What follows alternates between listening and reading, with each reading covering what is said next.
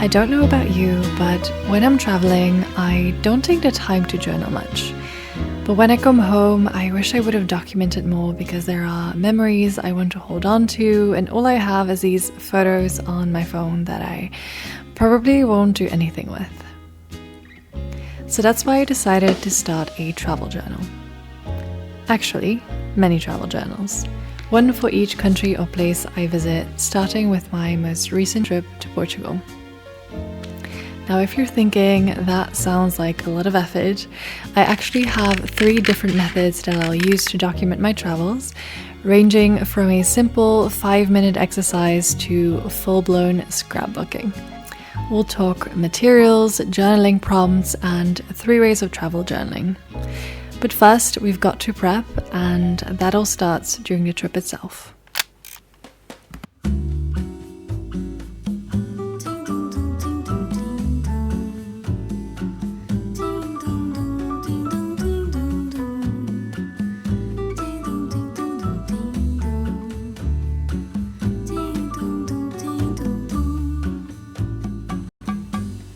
Of course, we start by buying a journal. I try to buy my notebooks on the actual trip when I can, and in Porto I got these 2, a small and a slightly larger one to fit the different purposes. I thought both of them were really cute and perfect for what I wanted to use them for. During my trip, I made sure to save every single ticket, card, flyer, receipt I could find at any of the places I went to. This is usually really easy when you go to museums, and most cafes and restaurants have business cards, but sometimes you need to look for them, or you may need to print your e-ticket in some cases. And in places where they wouldn't have anything physical, I did try to buy a postcard resembling that place, or I'll later try to doodle something that reminds me of it. Aside from getting things ready to put in your journal, we need to think about what we'll actually write in there. And for that, I think it's important to just be in the moment and observe. It's so easy to get caught up in taking photos and seeing all the sights, but I always try to make sure that aside from the itinerary and just activities of the trip, I try to notice and keep track of some subtle stories. Whether it's stories you were actually told by someone you met in a cafe, or it's an elderly woman feeding her cat and talking to them, deep conversations you had on a trip, or just very small everyday things that can be so meaningful and so fun to look back at. I like to keep a list of things in the Notes app on my phone, where I write down some small things every day that I can use for reference later, because otherwise they might have just completely slipped my mind by the time I'm back home. So now that we have everything we need, let's get journaling. There's a lot of journaling prompts out there, but personally I mainly use these 5. Day-by-day reflection, favorite moments, favorite places, things I'd recommend to someone else to see, visit, or eat, and things I didn't get around to seeing but still want to, or places I want to spend more time. You can pick and choose depending on what you like to document personally. You could also add other prompts such as, what did I learn about myself? Who did I meet? Favorite places to stay? Favorite museums or cultural visits? Favorite buildings and architecture? It all depends on your type of traveling and what you want to remember the most. So let's make our way backwards from the most labor-intensive one to the easiest way to document your travels.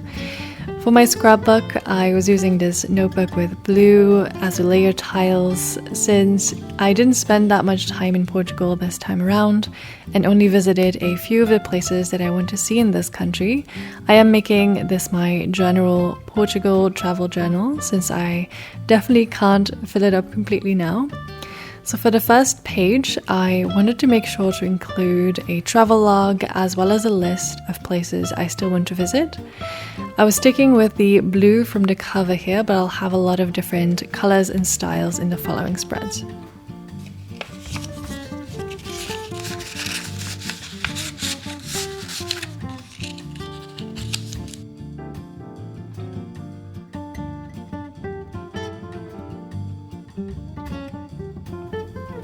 Once I made my general title page, I also wanted to add a cover page for Porto itself, which is the main place that I visited during this trip. I bought this cute card of the majestic cafe, which is in the center and overcrowded, but really cute. So I'm using this on the right side of this spread.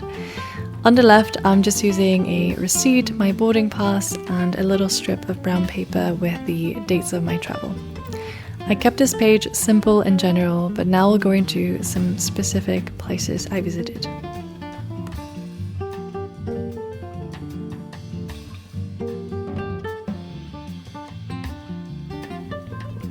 The first place I wanted to make a spread about was, of course, Livraria Lelo. This is a bookish channel. After all, this bookstore is self-proclaimed the most beautiful bookstore in the world. And it is indeed gorgeous. Stained glass ceiling, old wooden bookshelves, and a majestic staircase, of which I bought this postcard. Unfortunately, this place is way overcrowded due to their excessive marketing, but as someone who loves bookstores and libraries, I had to go and visit it anyways. We luckily booked the last time slot, which meant that we got to see it in all its glory at closing time as we made our way out. So I used the postcard on the left side, and behind it drew some pattern resembling parts of the ceiling. For the right side, I printed the ticket to use together with an attempt at a part of the stained ceiling as well, and a divider colored piece of paper. I used a white space to write about that day, as I do throughout this journal.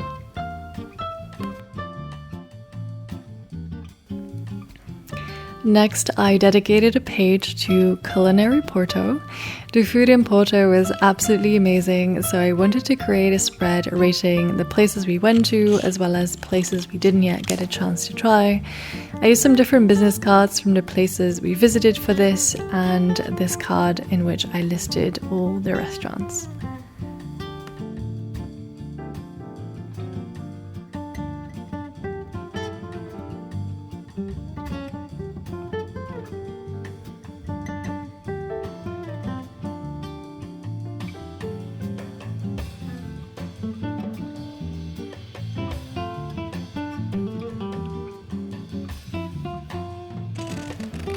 Then we have a page dedicated to my absolute favorite part of the trip, which was a day trip to the Douro Valley.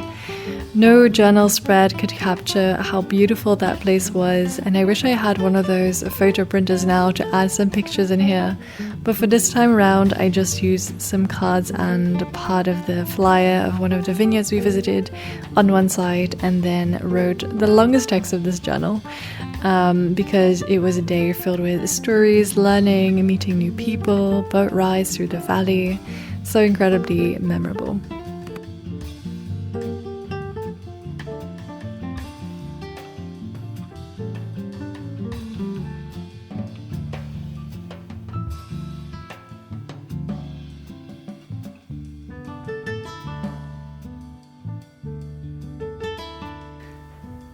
Next up was our museum day. We visited the WOW, or the World of Wine, which is a cultural district on the Gaia side of Porto. And it consists of 7 museums, which they built in a renovated port warehouses.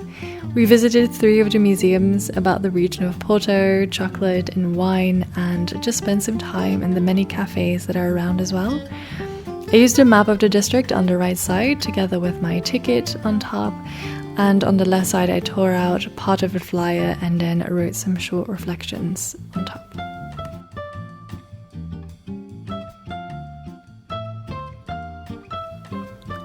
Then you're onto the final page of my scrapbook, where I wanted to write down some highlights, both favorite moments and favorite places that really stood out to me on this trip.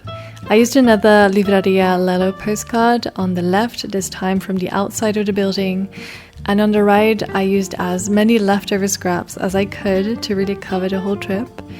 I wrote down my favorite things on a little card and then stuck it all together.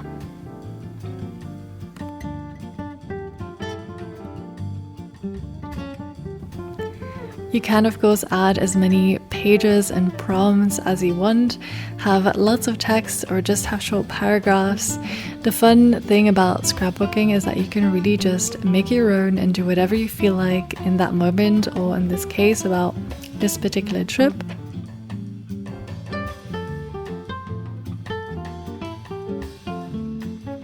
So here's a little flip through of the final result.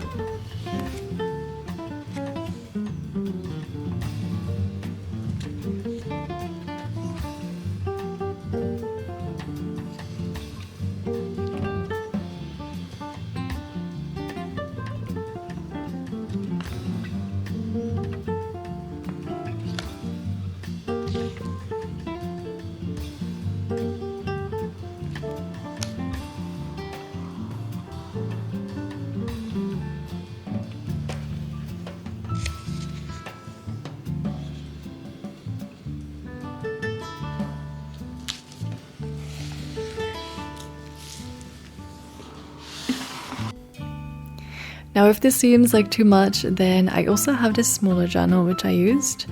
Personally, I used both of them because I love journaling, and in this smaller one I just mainly wrote stream of consciousness, like about each individual day.